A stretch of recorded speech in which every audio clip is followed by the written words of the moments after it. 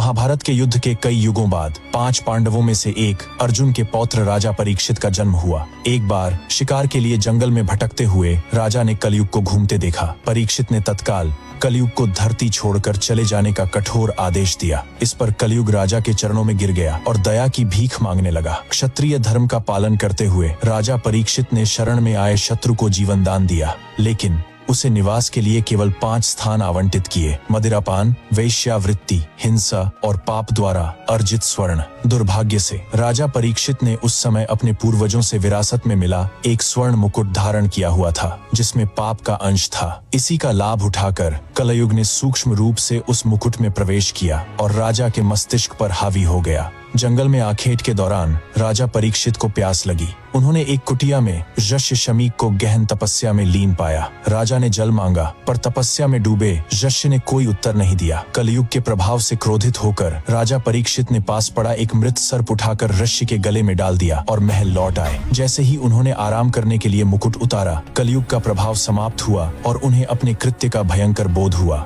वह तुरंत क्षमा मांगने घोड़े पर सवार होकर कुटिया की ओर भागे, किंतु राजा के पहुंचने से ठीक पहले यक्ष शमीक के पुत्र यक्ष श्रृंगी वहां आ चुके थे। पिता के अपमान को देखकर क्रोध की अग्नि में जलते हुए अनभिज्ञ श्रृंगी ने श्राप दे डाला कि इस घोर अपराध को करने वाले को आज से ठीक 7वें दिन तक्षक नाग डसकर मृत्यु लोक पहुंचा देगा। दूर खड़े राजा परीक्षित ने यह सब सुन लिया और अत्यंत दुखी हुए। कहा जाता है कि सर्प के डसने से मरने वाले की मुक्ति नहीं होती। इस संकट के समाधान के लिए पुरोहितों ने 7 दिनों तक राजा को श्रीमद् भगवद गीता का पाठ सुनाया। महल की सुरक्षा इतनी कड़ी कर दी गई कि कोई परिंदा भी पर न मार सके। फिर भी ठीक 7वें दिन तक्षक नाग किसी भी तरह महल में प्रवेश कर गया और राजा परीक्षित को डस लिया। अपने पिता राजा परीक्षित की मृत्यु का कारण तक्षक नाग को जानकर पुत्र जन्मेजय के मन में प्रतिशोध की ज्वाला भड़क उठी। उसने पृथ्वी से समस्त सर्पों का अस्तित्व मिटाने की प्रतिज्ञा ली और सर्प दमन यज्ञ शुरू कर दिया। यज्ञ की प्रचंड अग्नि में भूलोक के सभी सर्प भस्म होने लगे।